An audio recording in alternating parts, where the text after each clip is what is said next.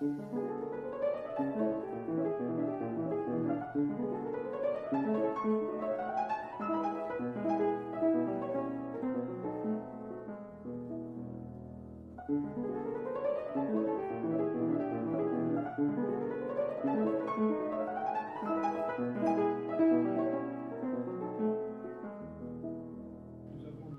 recevoir Ziad Kreidi, qui est professeur au conservatoire à Paris de culture musicale et qui est également docteur et habilité à diriger des recherches, travaillant dans deux domaines complémentaires, qui est d'une part l'esthétique musicale contemporaine. Il est l'auteur d'un livre sur Toru Takemitsu, qui est un compositeur japonais qui a beaucoup travaillé en France, et donc sur les relations entre la composition japonaise et traditionnelle japonaise et la composition contemporaine européenne. Et par ailleurs, qui est spécialiste également de l'histoire du piano sous l'angle technologique, avec un positionnement original dont il vous fera part tout à l'heure. J'ai consacré mon doctorat à Toru Takemitsu, compositeur japonais, qui était un très grand orchestrateur, très raffiné. Et les thématiques que j'ai abordées chez Takemitsu, tout d'abord, l'art européen, occidental, la tradition européenne, l'art ancien d'Extrême-Orient et particulièrement du Japon, les notions de progrès et de moderne. Et puis, lui, il a pensé déjà ce que j'appelle l'esthétique de l'organologie. Parce qu'il avait écrit pour l'orchestre moderne occidental du XXe siècle et en même temps pour les instruments traditionnels japonais. Et il considérait qu'il y avait une esthétique dans les instruments, c'est-à-dire au-delà de celui qui les joue. C'est un peu ça ce que j'essaie de faire, c'est-à-dire dire par exemple un piano comme ça, son caractère, quelle que soit la manière dont il est joué. Alors bien sûr, il existe une infinité de manières de jouer un instrument donné, mais chaque instrument a ses propres limites. Il est beaucoup plus facile de parler des limites des instruments en les comparant que de parler des infinités de manières de les exploiter musicalement.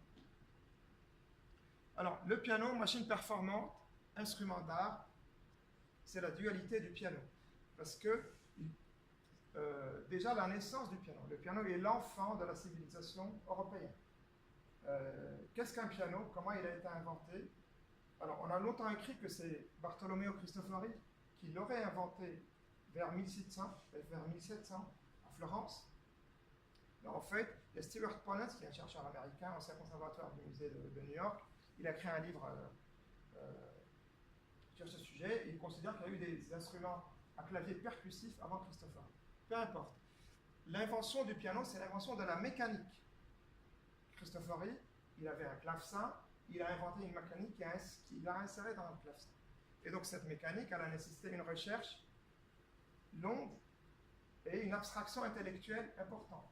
Donc nous sommes loin des instruments à cordes, percussions ou vent qui remontent, qui existent dans toutes les civilisations anciennes.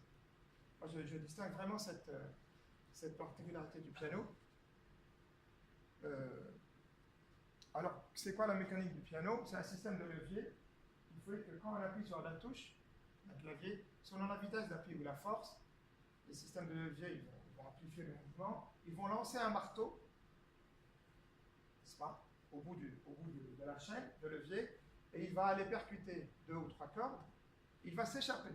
C'est-à-dire il va être poussé, après il va s'échapper, il va continuer sa course, percuter et revenir à sa position initiale, prêt à répéter son action.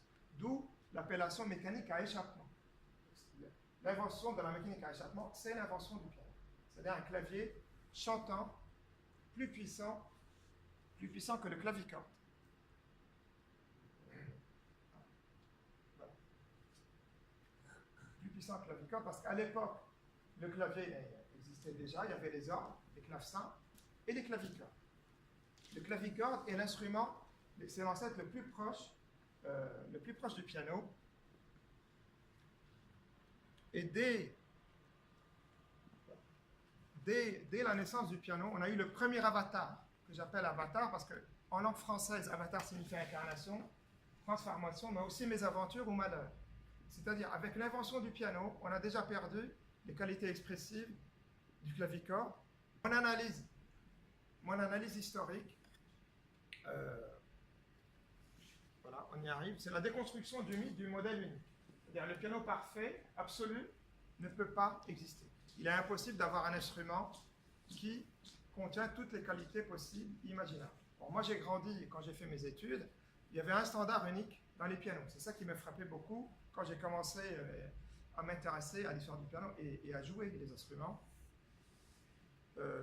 Tout le monde disait la même chose, à peu près par rapport au piano. C'est incroyable, dans le monde de l'art, il n'y a pas consensus. Si on demande aux compositeurs ce qu'ils pensent les uns des autres, ils ne seront jamais d'accord. Et quand on entendait des pianistes très différents, tous la même chose, c'est que le meilleur piano du monde, c'est Steinway, et puis voilà. Puis il y avait les autres marques qui étaient moins bonnes, donc il y avait un seul standard, une seule référence. Et ça m'avait beaucoup intrigué à l'époque. Il n'y avait pas de débat, il n'y avait même pas de pluralité de points de vue. En lisant les livres historiques, j'ai constaté une chose très importante, c'est que depuis que le piano a été utilisé, c'est-à-dire depuis l'époque de Mozart, deuxième moitié du XVIIIe siècle, tout le monde était content de ces pianos. C'est-à-dire, c'est le fait de croire que son piano est excellent, c'est une vieille tradition qui remonte, on va dire, à la Révolution française, au tout début du XIXe siècle. Eh bien, on a eu toutes les générations qui étaient contents de leur piano. Alors, qui a raison? Qui a raison? Ma génération, celle de mes professeurs, celle des professeurs de mes professeurs, etc., etc. Et j'ai constaté aussi une chose, c'est que le monde du piano projette la standardisation moderne sur l'histoire, c'est-à-dire, je pense qu'il y a un pianoforte de référence. Or, à l'époque de Mozart et de Beethoven, les pianos étaient tous différents, ils étaient très artisanaux. Alors, une autre chose que j'ai constatée dans l'histoire du piano, là je vous donne mes idées générales, c'est le culte de la puissance sonore. Ça, c'est quelque chose de vraiment extraordinaire. Ça a commencé dès que le piano s'est imposé dans le monde de la musique et ça ne s'est jamais arrêté. Ici, on prend un Walter de 1805, il est déjà un peu plus puissant qu'un Walter qui est un facteur viennois de 1780. Et au XIXe siècle, on a eu une montée de la puissance. Quand je dis puissance, c'est vraiment en décibels. C'est une donnée objective, régulière, très lente, mais très sûre, inéluctable. Elle ne s'est jamais arrêtée. L'histoire du piano, c'est beaucoup écrit de manière livresse, c'est-à-dire à partir de livres, et moins à partir du son. À partir du son du piano. Et donc, c'est pour ça qu'on a cru au progrès. Donc, tout le monde disait... Alors, j'ai tout un chapitre de mon livre qui s'appelle « Les avatars du piano », mon premier livre sur le piano, où je appelais glossateur du piano, c'est-à-dire ceux qui ont commenté les pianos, et beaucoup de témoignages disent on a la chance d'avoir le meilleur piano possible et imaginable. Les anciens, s'ils l'avaient eu, ça aurait été magnifique. Et en fait, on dit la même chose depuis 150 ans, voire plus. Et les pianos ont changé. Le piano a continué à prendre en puissance au XXe siècle. En revanche, sa structure n'a pas changé. Si je vous montre un Steinway de 1880, le même modèle aujourd'hui, il a exactement la même taille, mais le contenu, enfin de tous les pianos qui existent encore, pas que Steinway, mais le contenu a été changé pour plus de puissance. Que ce soit au niveau des marteaux, des cordes, tout est un peu plus gros et plus lourd. Voilà. Et la musicologie ne s'intéresse pas à ça encore. Par exemple, le feutre des marteaux, maintenant il est plus dur. Un Steinway de 1900 a des marteaux un peu plus mous. Et donc quand le marteau percute les cordes, le temps de contact, s'il est mou, il est un peu plus long. Donc il agit un peu comme un étouffoir. Et le son est très différent. S'il percute très vite, n'est-ce pas, le son va être beaucoup plus éclatant. Et il ne faut pas oublier une chose, c'est que nous, au XXIe siècle, on entend plus de bruit, n'est-ce pas, comme 1900, comme 1850, comme 1800, etc. Ça, plus on recule dans l'histoire, l'être humain, il était exposé à moins de bruit et à moins de vitesse, etc. Donc le piano, machine performante, c'est la course à la puissance. Il n'est pas rare d'entendre comparer un grand piano à une voiture de Formule 1 parfaitement réglée, etc. Alors de la diversité à la standardisation, ça c'est aussi un phénomène extraordinaire.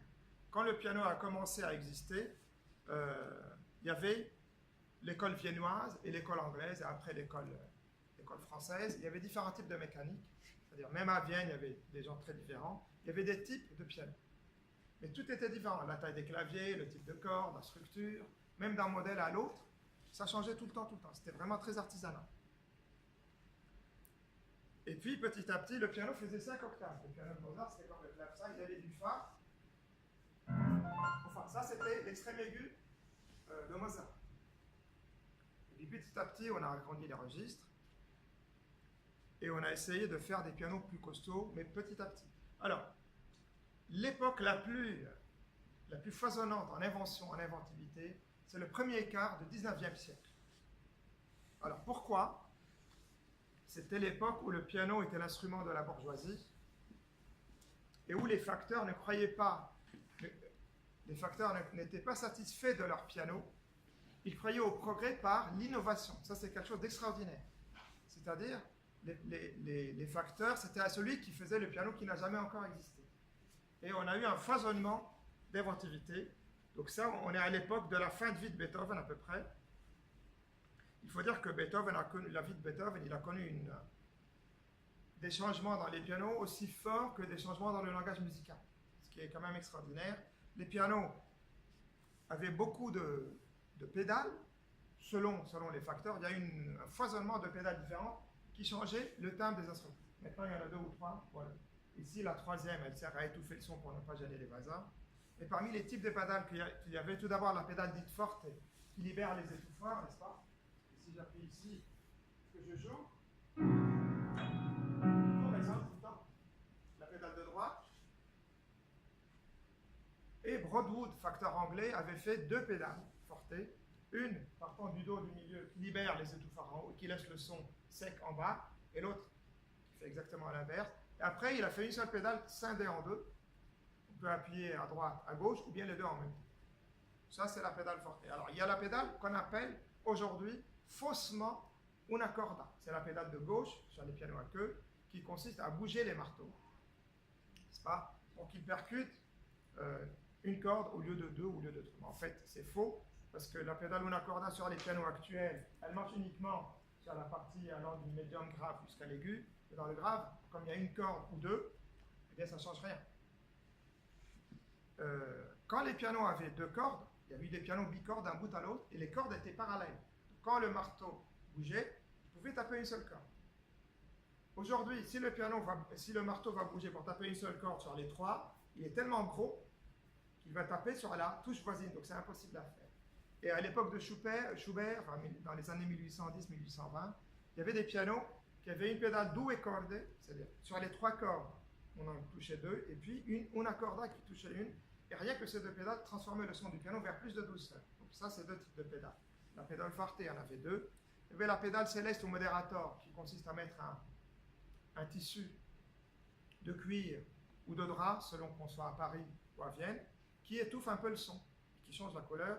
Et il y avait des positions différentes. C'est-à-dire les languettes étaient souvent d'épaisseur progressive, donc elles étaient très fines. Si on appuyait un peu, le son était un peu étouffé. Si on appuyait beaucoup, le son était beaucoup plus étouffé. Il y avait aussi le jeu de basson. C'était un rouleau de papier ou de carton qui se rapprochait des cordes graves, et ce qui donnait un son nasillard, un bourdonnement qui rappelle un peu le son du basson. Puis il y avait aussi les turqueries, le jeu de lutte, etc. Les turqueries qui font des percussions. Et tout ça a disparu 1830-1840. Je ne sais pas si je peux vous montrer mon piano. Non. Alors ça, c'est un piano Erard à queue 1811. Vous voyez, il a 5 pédales. Basson, céleste, forte et sourdine, una corda. Alors il ne faut pas avoir des pieds trop gros parce que c'est pas une blague. C'est très difficile de jouer ce type de pédales si elles ne sont pas parallèles. Alors, parmi les réalisations qui ont été perdues. Alors, pourquoi je m'intéresse à ce piano? Parce qu'il a ce qu'on appelle la fausse table d'harmonie. C'est la planche de bois mince qui est mise sur les cordes. Eh bien, contrairement à ce qu'on pourrait imaginer, cette table d'harmonie augmente le son. Elle donne plus de densité au son et elle augmente la puissance. Moi, j'ai mesuré avec mes micros, on gagne à peu près 2 décibels sur un Erard de 1838, donc plus modeste. Or, elle agit peu sur le registre aigu. et elle a été supprimée. Alors tout a disparu définitivement presque après 1848, après la révolution de 1848. Et ça, c'est vraiment une invention extraordinaire. Alors, mon analyse personnelle, je suppose que ça a été supprimé parce que quand les pianos ont commencé à gagner en puissance, il fallait donner plus de son à l'aigu. Parce que pour un fabricant de piano, il est très facile de donner beaucoup de son dans les basses et très peu dans l'aigu. C'est beaucoup plus difficile, donc elle a été enlevée parce qu'elle n'agit pas sur l'aigu. Peut-être, c'est une hypothèse, bien sûr. Alors là, on est déjà 1840, le piano à deux pédales. Ça, c'est le piano de Liszt. Le Liszt concertiste, c'était ce type de piano avec la fausse table d'harmonie. Là,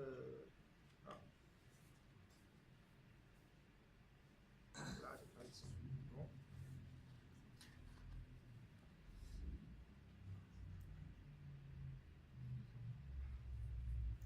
Voilà.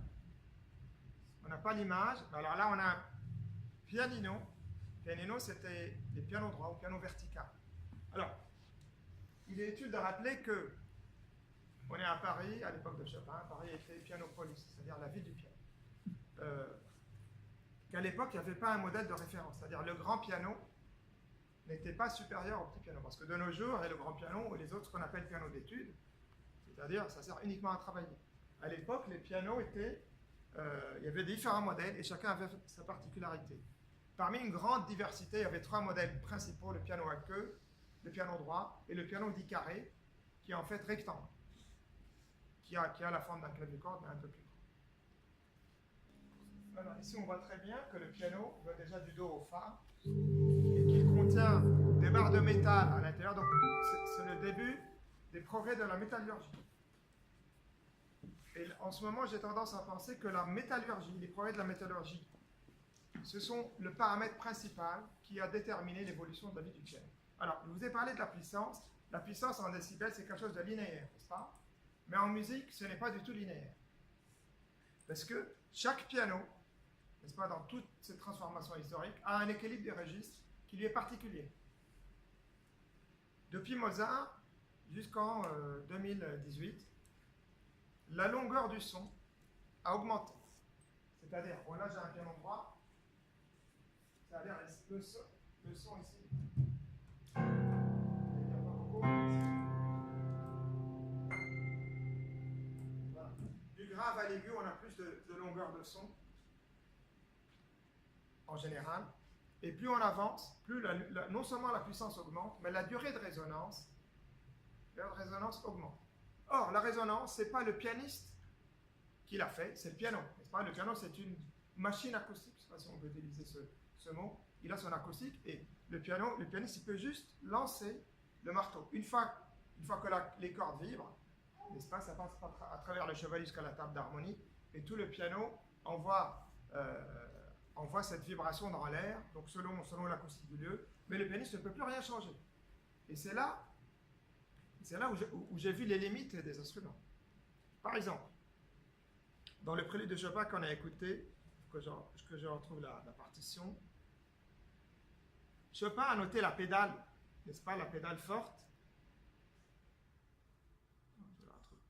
La pédale forte selon l'harmonie. L'harmonie, c'est-à-dire, pour ceux qui ne sont pas musiciens, les enchaînements d'accords. Or, il est impossible, sur un piano moderne, de faire ce que j'ai fait là sur l'enregistrement.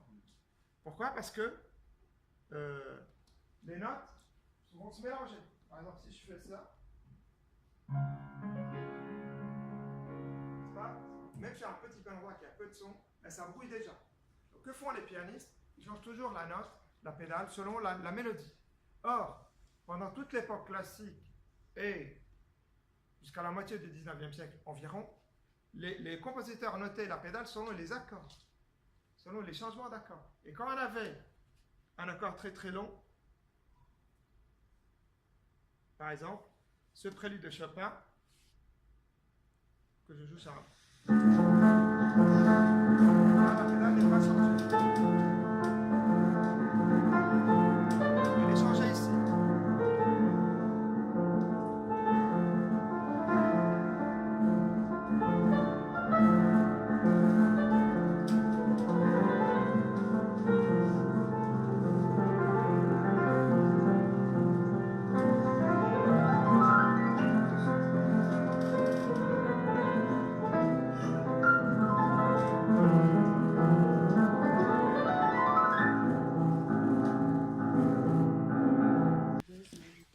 vais comparer les pianos des différentes époques. C'est-à-dire, je ne peux pas vous dire comment ce terrain que je jouais, ou ce piano limonaire, c'est une marque très peu connue, sonne. Je peux vous dire ce que je peux faire dessus, ce qui ne marche plus sur d'autres pianos. Donc, j'ai un peu analysé la grande épopée de sonorités historiques que j'appelle selon le piano moderne. Alors, parmi les types de sonorités, tout d'abord,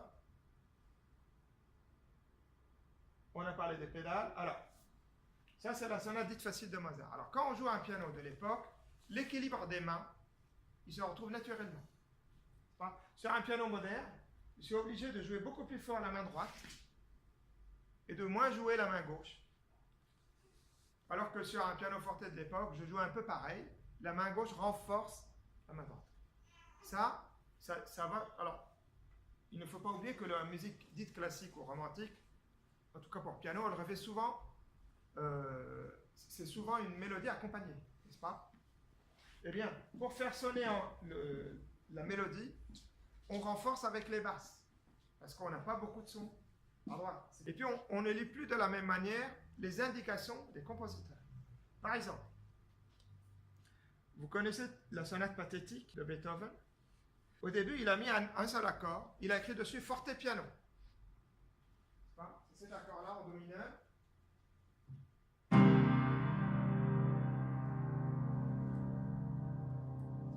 Si je joue ça sur le meilleur piano moderne, quel qu'il soit, j'entends un fortissimo énorme, le son il va garder la même intensité, puis petit à petit, il va diminuer. Sur un piano forte de 1795, je joue très fort et le son diminue très vite. C'est un peu comme si je jouais dans l'extrême église. Si je fais ça, j'ai un forte piano. Sauf que en 1790, ça se passait ici. Alors que les autres instruments peuvent très bien jouer fort et diminuer. Mais les pianistes, ils ne peuvent plus rien faire une fois que le son d'une note est lancé.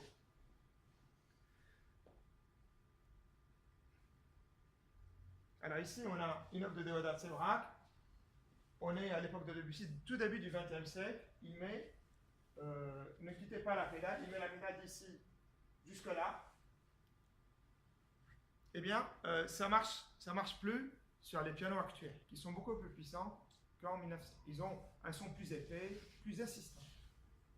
Si je joue cette pièce de 1908 sur un piano de 1830, elle va sonner maigre. Si je joue ça sur un piano de 2008, elle va sonner trop épaisse. Pareil, si je joue Chopin sur le piano de Mozart, ça va sonner grêle ou trop doux. C'est vraiment comme ça. Un autre exemple. Ça, on a une mesure, c'est d'une pièce de Mozart, où on a tout le clavier. Sur le piano de Mozart, on met la pédale d'un bout à l'autre. Alors la pédale était avec le genou, la pédale avec une genouillère. Ça marche très bien parce que le son il est très très court. Et en haut, pour passer du c'est un mi à un mi bémol, parce que là on voit un sol mais c'est un mi, il faut attendre un peu. C'est-à-dire la résonance du piano, elle peut donner le tempo. Par exemple, la sonate au clair de lune, le premier mouvement, il se joue avec la pédale forte, sans les étouffoirs, d'un bout à l'autre. J'ai essayé sur des pianos d'époque, ça marche si on ne joue pas fort, si on ne va pas trop vite, selon l'acoustique bien sûr. Donc, le piano historique, il donne des idées, il donne des signaux, il donne des choses à analyser. C'est un témoin clé du contexte de naissance des compositions. Alors bien sûr, je pense qu'il n'est pas très intéressant de rester borné sur une sonorité historique. Évidemment. Là, on va discuter une autre œuvre. Là, on est avec un prélude de Dutilleux. On est en 1977. Dutilleux avait un erreur d'ailleurs, pour la petite anecdote. Alors, est-ce qu'on peut juger une œuvre selon un contexte instrumental qui lui est postérieur? Je crois que jamais un compositeur n'a pu composer en prophétisant ce qui va se passer dans 50 ou 100 ans. Bon, regardez Dutilleux. Il répète le même accord première mesure, et ici il a mis un crescendo entre le pianissimo et le piano. Ce que le piano ne peut pas faire. C'est pas parce qu'une fois qu'on joue, on ne peut pas faire. Alors, évidemment, c'est une indication pour l'imagination du pianiste. Si un jour on aura des pianos qui pourront le faire, est-ce qu'il faudra le faire? Pourquoi je dis ça? Parce que dans le scherzo de Chopin, parfois, ça c'était la note la plus aiguë de Fa. Il a mis un fortissimo. Et les pianos de Chopin, ça sonnait très peu en haut. est-ce que maintenant sur un grand piano, il faut jouer ça fortissimo? Si on lit fortissimo, ça ne veut pas dire que ça doit sonner fortissimo. C'est tout un débat. Alors, il n'y a pas de vérité absolue, bien sûr. Qu'est-ce qu'on fait? En tout cas, moi, j'invite les musicologues et les pianistes à s'intéresser aux sonorités historiques. Alors, ici, on a le début du Fantaisie de Mozart. On peut très facilement mettre la pédale selon l'harmonie. Et les notes ne se brouillent vraiment pas. C'est-à-dire, même pédale pendant 2 mesures, après on change. Là, on ne va pas. Et ça, c'est un autre exemple de Chopin, de mélodie accompagnée.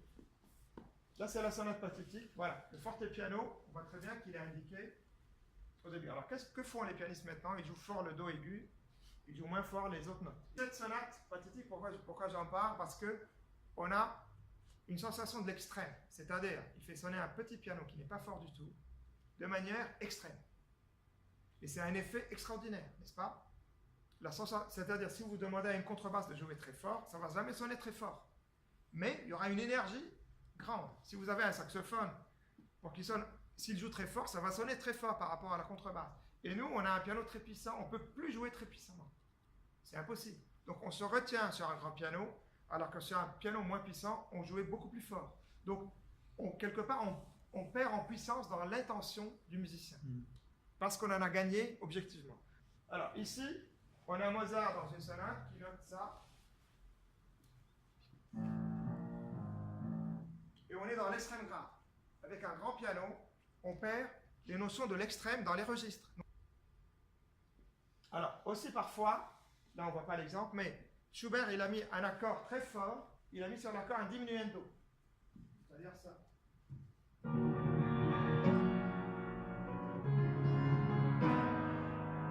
Ces accords-là qui sont lourds, il a mis tout de suite un diminuendo. Que fait le piano? Et il demande à jouer très fort. Là, pareil, on ne peut pas jouer fort parce que on n'aura plus le diminuendo que fait le piano. Donc, impossible à faire. Alors après, on peut discuter, est-ce que c'est important ou pas? Ici, on a un exemple, c'est une sonate pour piano violon de Schumann, où il demande l'una corda, il demande un jeu en sordine à la main au piano, et puis au pizz. Alors ce mélange de piano en sordine et de pizz, on le voit beaucoup dans les trios, dans les sonates, et c'est une sonate très particulière où le son du piano sonne un peu comme des pizz. Impossible à faire, bien sûr, de nos jours.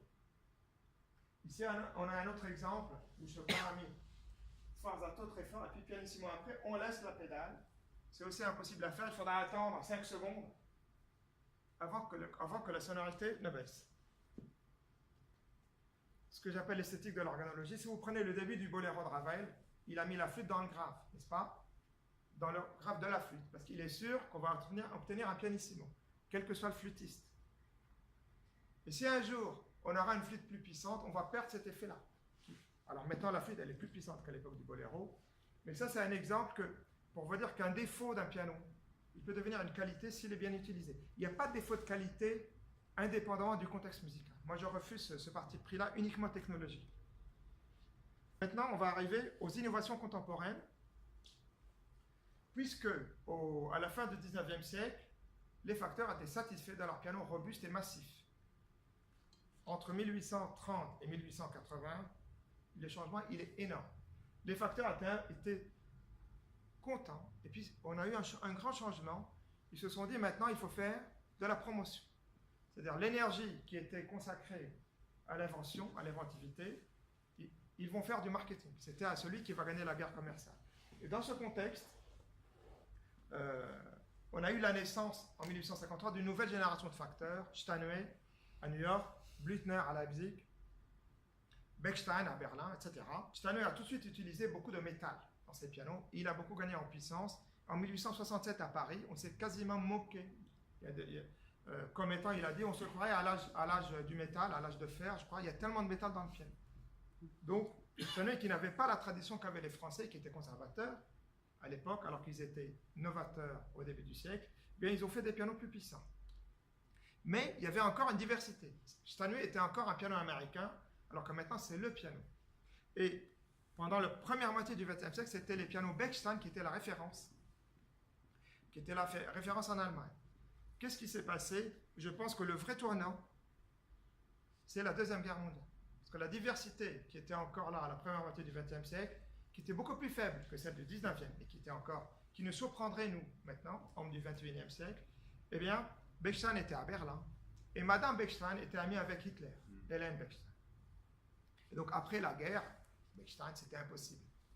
Et les grandes marques allemandes avaient travaillé dans l'industrie de la guerre, et qui pouvait faire des pianos de grande qualité tout de suite pour le marché, c'était Steinway, qui était à New York et pas uniquement à Hambourg. Donc, voilà. Et puis, ils ont eu une politique qui a marché comme commerciale. Ils ont dit, on fait le meilleur piano du monde, le meilleur piano. Ça fait 150 ans qu'ils le disent. Et même maintenant, dans l'application du métronome Steinway, ils le disent encore. Et on est dans un monopole énorme. C'est du jamais vu dans l'histoire. Depuis la Deuxième Guerre mondiale, ils refusent même de reconnaître un concurrent digne de ce nom. Alors, que faire? Il y a eu la renaissance du mouvement sur les pianos anciens. Au début, c'était les pianos de Mozart, après c'était les pianos de Schubert, après c'était les pianos de Chopin, maintenant c'est les pianos de Debussy et de Ravel. On a joué Hyperprisme de Varèse sur les instruments de l'époque. Moi, je pense qu'un jour, le poème symphonique de Ligeti pour 100 métronomes, parce qu'on ne fait plus de métronomes de vrai, ben, il faudra des instruments d'époque pour le faire. Parce que maintenant, c'est beaucoup plus difficile de faire des métronomes que dans les années 70. Je pense que c'est un mouvement qui ne va jamais s'arrêter. On a joué Debussy, Stravinsky, etc. Donc, il y a eu cette renaissance. Et puis, d'un autre côté, il y a une poignée de facteurs avec qui j'ai travaillé dans Clé pour le piano, qui ont décidé qu'il faut innover. En France, on a Stéphane Polello, qui a fait quelques pianos. Et ici, on voit très bien le piano à cordes croisées, qui est maintenant traditionnel, mais en fait, qui est un très vieux piano. Il a fait son opus 102 qu'il a terminé, il y a 3 ans, qui est un piano qui fait 3 mètres, avec des cordes parallèles, mais légèrement obliques. Et c'est un piano vraiment... Moi, j'ai été chez lui, je l'ai joué. J'ai joué sur un autre piano qu'il a fait, qui ressemble beaucoup à Steinway, ou bien on sent une différence. On sent le moderne et l'ancien. Je crois que maintenant, Steinway est devenu très ancien. Mais on n'a pas encore compris ça. Ça me paraît une évidence. C'est vraiment un vieux carcan. C'est un vieux carcan qui empêche la créativité et l'innovation.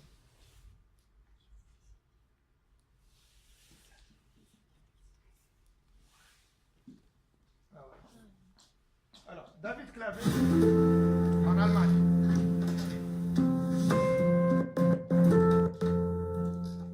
My personal philosophy of piano building is to create a sound that inspires pianists and musicians to play beautiful music. In my view of the world of sounds, music has to appeal to the soul and to the heart, and not to the brain alone. Pianists should have some sounds to choose from. Just think of guitars. There's small guitars, big guitars, electric guitars, some with 6 strings, some with 12, all kinds of different guitars, for example. But in the world of piano, there's pretty much only one type of piano, and they are all very comparable.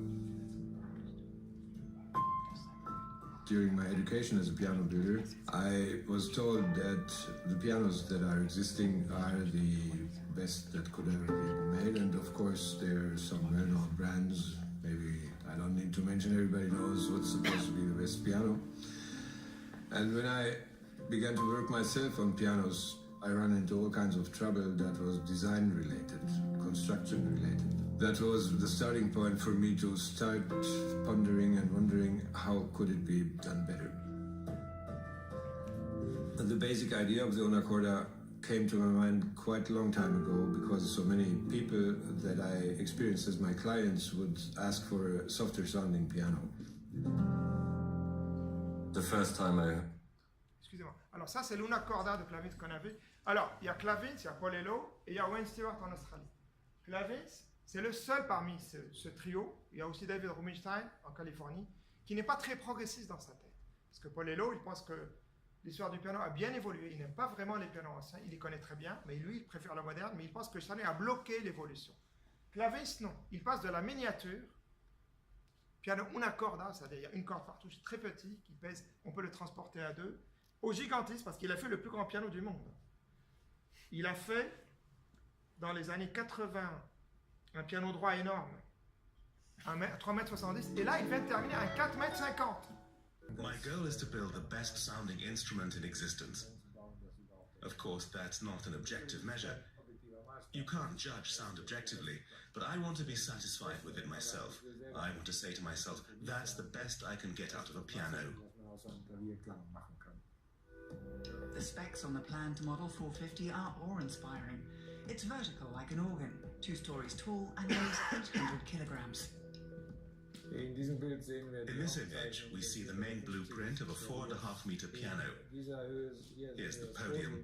That's about 3 meters above floor level. Here's a piano stool, so you can imagine approximately where the piano player sits. Le chef de file de ce groupe, c'est Wayne Stewart en Australie, parce que c'est celui qui a fait le plus de pianos. Il avait déjà fait 55 pianos depuis 1990. C'est une figure, je pense, historique du piano. Il n'y a aucun piano en France de Wayne Stewart. Il avait été envoyé avec d'autres Australiens pour s'entraîner, pour faire une formation chez Yamaha au Japon. Il était très frappé comment les Japonais arrivaient à faire de bons pianos, pas chers. Après, il a été faire des stages en Europe et il m'a dit, je ne partage pas la condescendance des facteurs européens envers Yamaha à l'époque, qui montait en puissance. Et maintenant, la plupart de ces gens-là n'existent plus. Bon, ça c'est l'histoire du piano. Yamaha a gagné aussi une autre guerre commerciale. Ce n'est pas le sujet aujourd'hui. Alors, Wayne Stewart, il a tout de suite décidé. Alors que Paul Leleux, ça a pris du temps pour sortir du standard Steinway. Dès le début, il a dit, il faut faire autre chose. Il pense que la facture du piano est moribonde et que les pianistes, ça ce sont ses propos, sont endoctrinés du berceau à la tombe. Il a tout de suite fait des pianos très exceptionnels et il jouait d'une très grande réputation parmi les facteurs de piano dont j'ai parlé. Il a fait des pianos à 97 touches. Il a fait 11 pianos à 102 touches, comme l'opus 102 de Paul Leleux, le grand piano. Et il a fait ça, et devant son comité d'entreprise, il a imposé ce piano. Il n'aura pas demandé à l'arrivée, il est arrivé, il a dit, j'ai fait ce piano. Et il vient de terminer le premier piano à 108 touches de l'histoire, grâce aux cordes Paul Leleux, parce que Stéphane Paul Leleux est connu pour ses cordes, avec un acier beaucoup plus moderne que les cordes habituelles. Donc on a un piano à 9 octaves. Je ne sais pas si vous imaginez, on descend Do, Si, La, Sol, Fa, Mi, Ré, Do. On descend Do, Si, La, Sol, Fa, Mi, Ré, Do en bas. Et ici, on monte une octave jusqu'au Si. Peut-être parce qu'il est australien, il n'a pas le poids de l'histoire, n'est-ce pas? Il n'a pas le poids d'une tradition. Et il est résolument moderniste. Il pense que Steinway, c'est du très vieux, et que rien n'est intéressant actuellement dans le monde du piano. Il dit, à part moi, Paul Leleux, claviste, Richard Dane en Angleterre, qui est ingénieur, qui a travaillé avec la firme Steingreber allemande, qui fait des recherches aussi. Donc il y a plein de trouvailles. Entre autres, ils ont fait des agrafes de chevalet qui libèrent la pression des cordes sur la table d'harmonie. Parce que les cordes d'un piano, elles appuient tout le temps, comme les cordes d'une guitare ou violon, sur la table d'harmonie. Il a fait des agrafes de chevalet, et Paul Leleux aussi, qui neutralisent cette tension. Là, on peut le voir sur son site. Et donc, on peut jouer plus doux. Parce que le son d'un piano à queue très bien réglé, il commence quand la force de vibration dépasse, n'est-ce pas, la table d'harmonie. Eh bien, la table d'harmonie peut vibrer avec une tension plus faible. Et puis, ils ont rajouté aussi des pédales, là je termine là-dessus, qui adoucissent le son, parce qu'il fait des pianos très très puissants.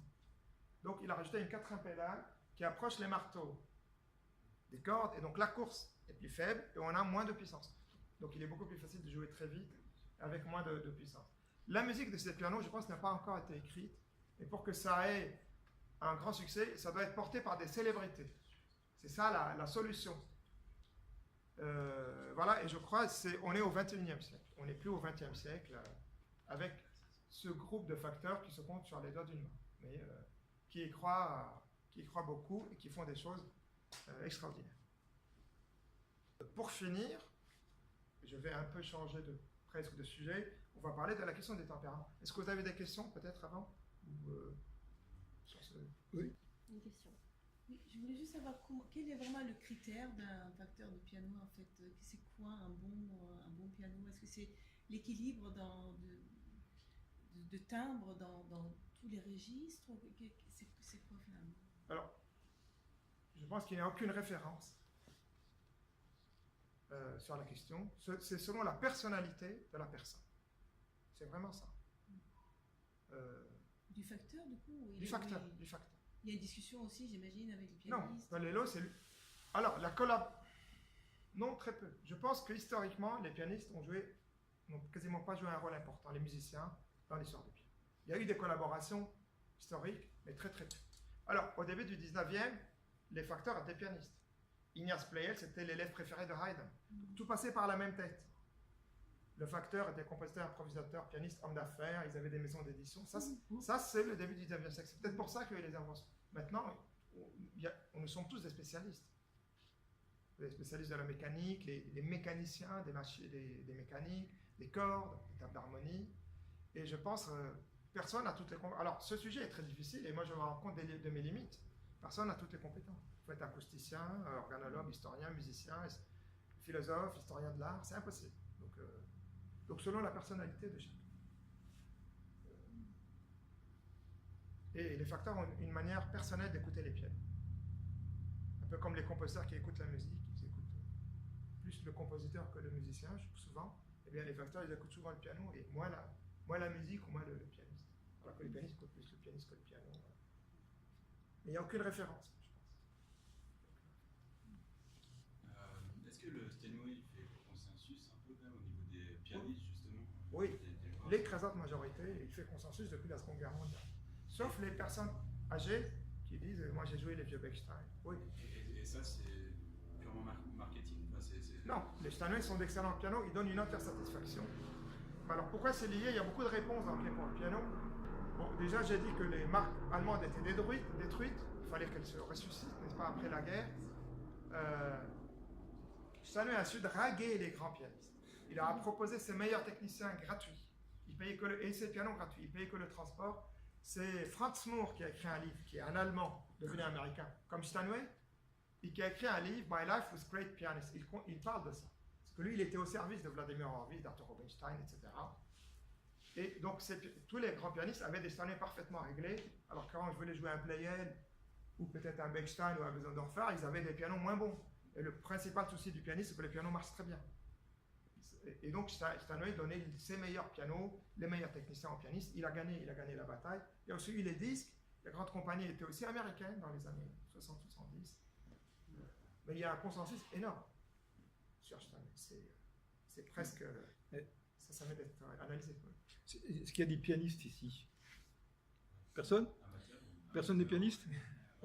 Non, mais parce que quand on apprend le piano, ou quand on joue du piano, il nous est arrivé de jouer sur des pianos différents. Et donc, parfois de jouer sur des Erard ou des Pleyel. Et c'est clair que ce n'est pas du tout les mêmes sonorités. Un Bösendorfer, d'ailleurs, si on va dans un magasin de piano, on voit que c'est des sonorités vraiment super différentes. Donc, après, ça dépend de ce qu'on a à la maison. Moi, je sais que mon prof de piano, il jouait sur un Erard. Moi, j'ai appris une partie du piano sur un Erard. Et ça n'a rien à voir.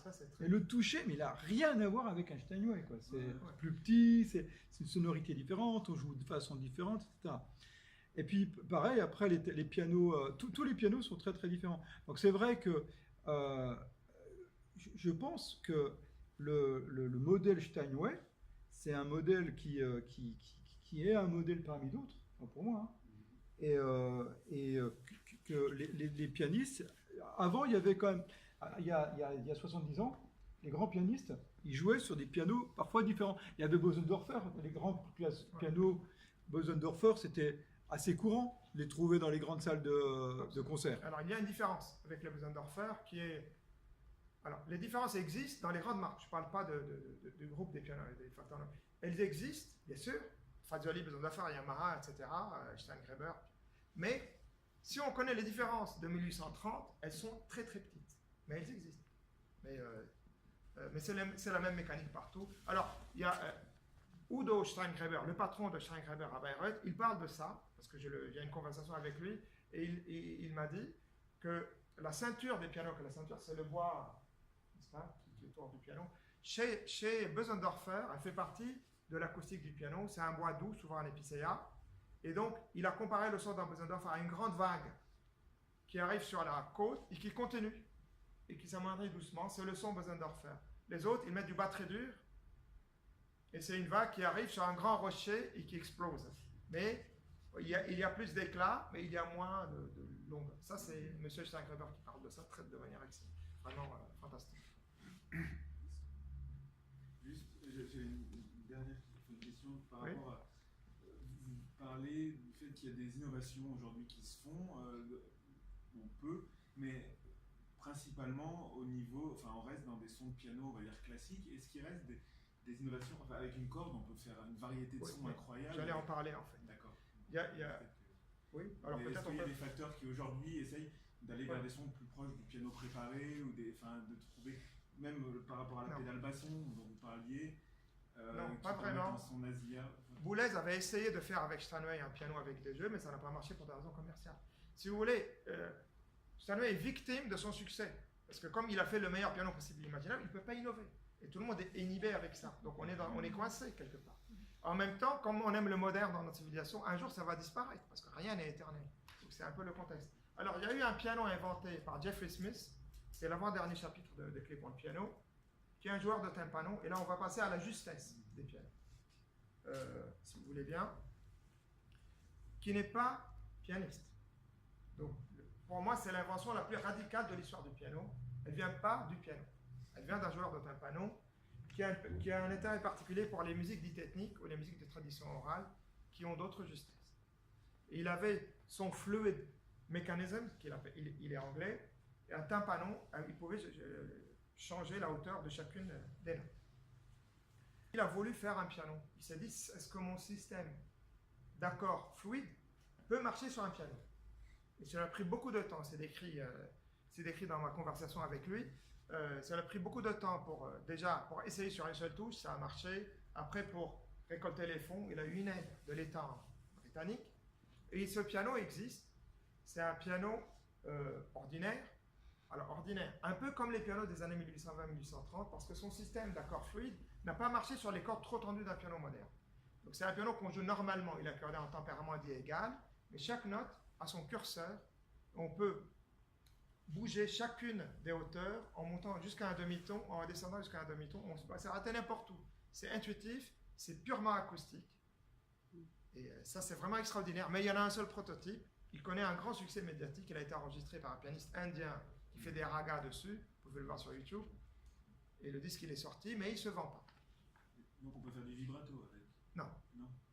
Il y a eu des essais pour le vibrato historique. Au 19e siècle, on a quasiment tout essayé. Il suffit de lire les livres. Tout n'a pas survécu. Alors, il y a eu le lutéal, pour répondre à votre question. C'est un dispositif qu'on rajoute dans l'instrument. Et Ravel s'était entiché de lutéal. Il y en a un au musée de Bruxelles. C'est un dispositif qui fait que le piano sonne lutéal. L-U-T-H, E accent aigu à L. Il change le timbre du piano. C'est extraordinaire. Et Ravel avait adoré ça. Et puis maintenant, le lutéal, ça fait partie des impuretés du piano. Il suffit de lire les livres des années 60-70. Le piano pur et tout le reste, c'est du gadget. C'est vrai que croire au progrès... Alors, pour nous, pour ceux qui ne viennent pas du monde du piano, c'est normal. On dit en art, il n'y a pas progrès, le moderne n'est pas supérieur à l'ancien, il est différent, mais pour le monde du piano, c'est impossible. Voilà.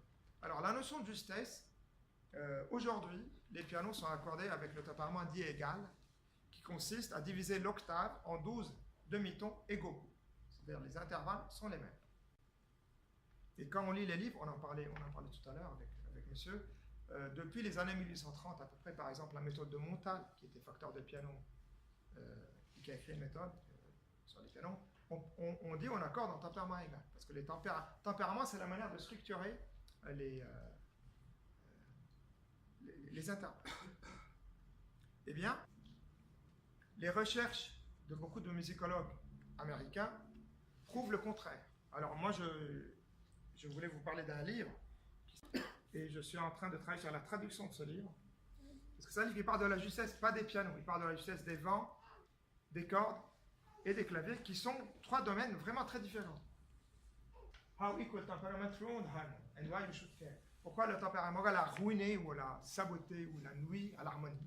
C'est un titre très polémique, très accrocheur. Comment on accorde les pianos? La méthode utilisée aujourd'hui, elle a été inventée en 1917 par William Braithwaite, un ingénieur qui est mort en 1959. Alors, je vous cite Owen Jorgensen, qui est une référence pour l'étude des tempéraments. Alors, dans son ouvrage paru en 91, je pourrais vous donner la référence après. Il a dit, après 1917, le tempérament est devenu une science basée sur des principes mathématiques universellement acceptés. et les accordeurs professionnels accordent maintenant avec des résultats similaires. Il y a peu d'individualité et les sections de tempérament des pianos accordés par différents accordeurs correspondent note par note lorsqu'on les compare. Avant 1917, tempéré était un art basé sur un sens aigu de la perception des couleurs pour chaque intervalle ou accord individuel sur le piano. Ce sens des couleurs qui s'est développé grâce au conditionnement de l'environnement en écoutant des accords et de la musique pour piano au cours du 19e siècle est aujourd'hui perdu. On ne prend plus des décisions esthétiques judicieuses selon les traditions classiques parce qu'elles sont contraires à la philosophie atonale du XXe siècle. Finalement, le tempérament égal, il est logique par rapport au dodécaphonisme. Alors, pourquoi il faut tempérer? Je ne sais pas si vous savez pourquoi on est obligé. Tempérer, ça veut dire baisser les intervalles. Parce que si on fait 5 quintes qui montent, on atteint l'octave. La quinte, c'est 2/3 de la note, n'est-ce pas? C'est 3/2. Si on 3/2 élevé à la puissance 12 est plus grand que 2 élevé à la puissance 7, c'est-à-dire que 7 octaves. L'octave, c'est la moitié de la fréquence, ou x2 en fait. Donc, on a ce qu'on appelle le tempérament, le commun pythagoricien. Il faut le répartir sur les quintes. Dans le tempérament égal, on a des quintes un peu plus petites, donc d'1/12 de commun, puisqu'il y en a 12. Alors, comment on accorde selon la méthode utilisée? Ça marche, la vérification se fait par les tierces et les sixtes qui battent de manière progressive. C'est-à-dire, si on joue Fa La, ça doit battre 7 fois par seconde. Ici, c'est pas le cas. Et puis, quand on monte, c'est progressif. On entend les battements. Pourquoi il y a un battement? Parce que les tierces, elles sont plus grandes que la tierce pure. C'est comme ça. Alors, si on fait 3 tierces majeures, on n'a pas l'octave. Ça, ce sont les lois de la physique. 3 tierces, si je joue Fa La, La, Do dièse Fa ou Ré bémol Fa, c'est beaucoup plus petit qu'une octave si les tierces sont pures, comme dans les tempéraments misotoniques. Donc, ou bien on a de belles quintes très grandes, mais ça donnerait des tierces très moches qui battent beaucoup, ou bien on a des très petites, des tierces pures très belles, mais les quintes seront moches. Il n'y a pas... nous sommes dans l'art, hein, parce que c'est pas uniquement une machine performante, c'est surtout un instrument d'art. Il n'y a pas de solution idéale. Il y a eu Alexandre Ellis qui a fait des mesures. Alors, on ne les voit pas, c'est pas. Qui a fait des mesures en 1864. Et puis de nouveau en 1877. Par qui? Alors, il a été mesuré des pianos accordés en tempérament égal sous l'autorité de Hipkins. Hipkins, c'était un Anglais, c'était une autorité dans les pianos. Il avait accordé pour Chopin, il était très jeune quand Chopin était en Angleterre, et il a même écrit sur le piano, et ses livres sont réédités. Et il a mesuré les quintes, il y avait des quintes plus grandes et des quintes plus petites. Donc c'était pas en tempérament égal, vraiment pas. Et à l'époque, les accordeurs, les meilleurs accordeurs ne savaient pas qu'il fallait, ils n'accordaient pas du tout comme maintenant, qu'il fallait vérifier les battements progressifs. Là en revanche, ils accordaient un intervalle, ils l'écoutaient, si ça marchait, ils continuaient. Il n'y avait pas de référence absolue.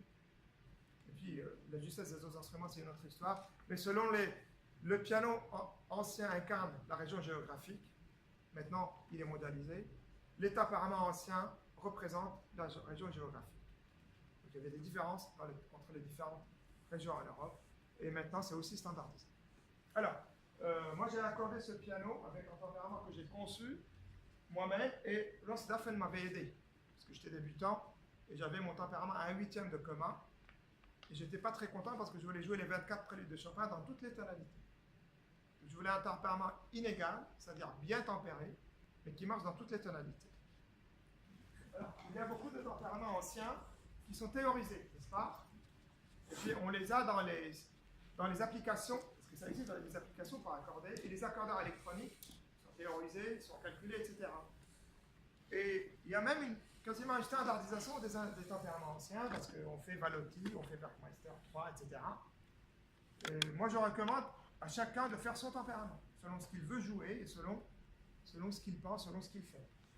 Mon tempérament, je l'ai conçu pour jouer la musique romantique, notamment, et ça va jusqu'à Debussy et même l'Opus de Schoenberg, qui sont les premières pièces atonales. Alors, je suis parti de Do Mi qui bat très peu. Voilà. Écoutez le Mi.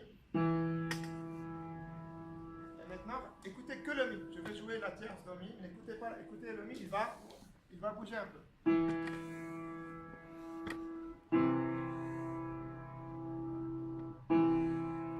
bémol fa. Ça va beaucoup plus. Non? Alors, dans cette région, on entend très bien les battements. Moi, en haut, j'entends plus rien en battement. Donc, c'est pour ça qu'on a ici, on fait la structure, ce qu'on appelle partition en français. Je ne pense pas qu'il y ait un terme en anglais. Puis après, on monte et on descend. Alors, fa là. Et puis fa dièse, la dièse va battre plus. Vous entendez la différence? Moins. Fa là et sol si, c'est un peu pareil. Si je suis en fa majeur, si je suis en fa dièse, il y a beaucoup plus de battements. Mais c'est jouable. Il n'y a aucun intervalle qui n'est pas jouable.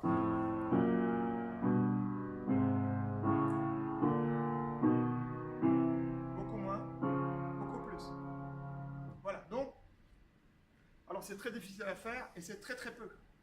C'est très peu de différence avec la main, ça vient vraiment de l'oreille. Et si je joue très vite, je crois que vous n'allez pas entendre.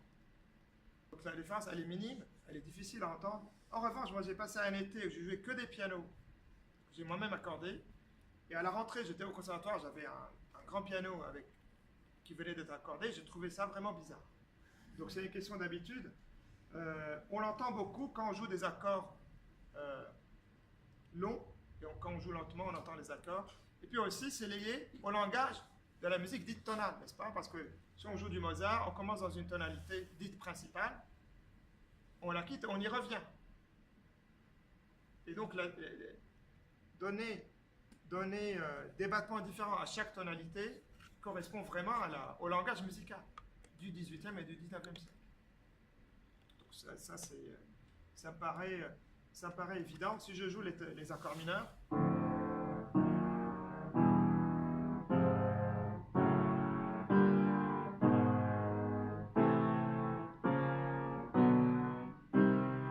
c'est vraiment pas pareil.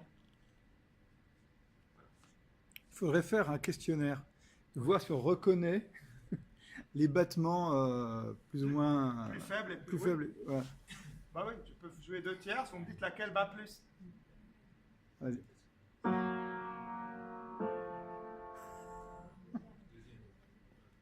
Laquelle bat plus? Laquelle bat plus? Qui pense la première? Qui pense la deuxième? Bon, je fais à l'envers maintenant. Je joue Ouais. 2.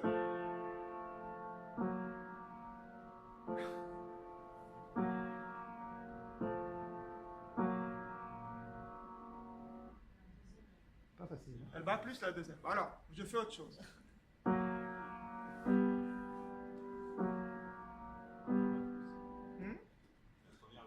Ouais.